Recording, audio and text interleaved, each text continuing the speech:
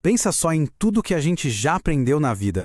E se a ideia de que conhecimento é algo que a gente simplesmente recebe estiver completamente errada? Vamos explorar aqui uma ideia radical. Nós não recebemos conhecimento, nós o construímos. Acompanha só.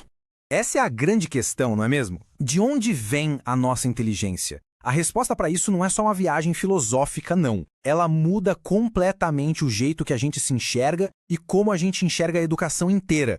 Para a gente conseguir construir algo novo, primeiro a gente precisa, desmontar as ideias antigas. Então, vamos dar uma olhada em duas teorias que, por muito tempo, foram a base de quase tudo que a gente pensa sobre educação. De um lado, a gente tem o inatismo, aquela ideia de que ou se nasce gênio ou não nasce. Os genes definem tudo e pronto. Do outro lado, o empirismo. A gente nasce como uma folha em branco e o mundo é que vai escrevendo a nossa história.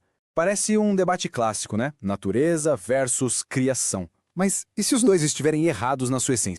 E é aqui que o negócio fica interessante de verdade. Porque por mais que essas duas ideias pareçam inimigas mortais, elas têm, lá no fundo, o mesmo calcanhar de Aquiles. A mesma falha fatal. O ponto em comum? A passividade. É isso. Nos dois cenários, quem está aprendendo é um mero espectador da própria vida. Um passageiro, ou os genes já definiram tudo, ou o ambiente é quem define. A pessoa que aprende, o sujeito, não faz nada, só recebe. O autor Fernando Becker dá um nome genial para isso: miopia epistemológica. É como se fosse uma cegueira mesmo, sabe? Uma dificuldade de enxergar o óbvio. Quem aprende não é um recipiente passivo, mas sim o arquiteto do seu próprio conhecimento. Porque a verdade é que aprender se parece muito mais com isso aqui, ó. Não é uma linha reta, bonitinha, de A para B. É uma bagunça, um processo caótico, cheio de idas e vindas, de tentativas e erros, onde a gente mesmo vai conectando as peças do quebra-cabeça. Certo. Então, se a gente não é um copo vazio esperando para ser cheio, o que a gente é, afinal? Bom, se prepara porque a resposta que Jean Piaget deu para isso vira o jogo completamente. Nós somos construtores. É isso mesmo. A fonte de todo o conhecimento não está escondida num livro ou no nosso DNA. Ela está na ação. A gente aprende fazendo, agindo sobre o mundo, mexendo nas coisas para tentar entender como elas funcionam.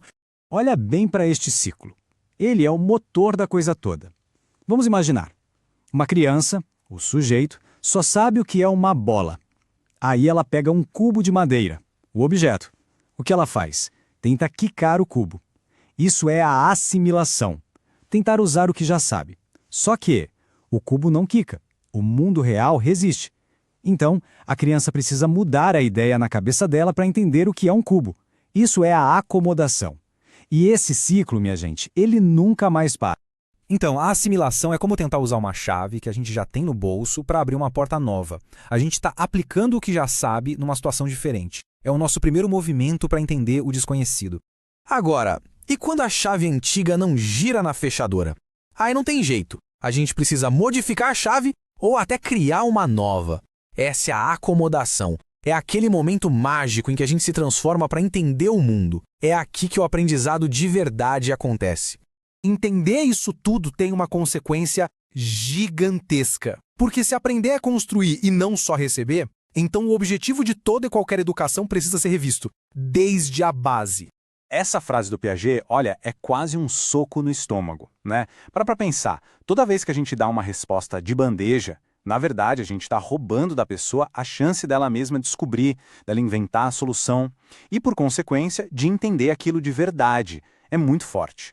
A mudança de foco é essa aqui, ó. De um lado, o jeito antigo, focar em decorar fatos, fórmulas, o que se aprende. Coisas que, vamos ser sinceros, a gente esquece ou que mudam com o tempo. Do outro, o jeito novo, focar em construir as ferramentas para pensar.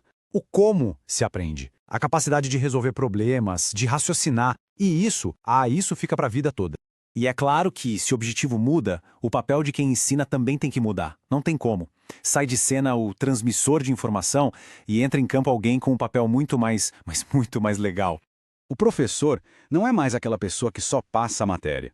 O papel dele, ou dela, se torna o de criar situações, o de propor desafios, de construir um ambiente onde o aluno pode agir, explorar e, o mais importante, inventar o seu próprio conhecimento.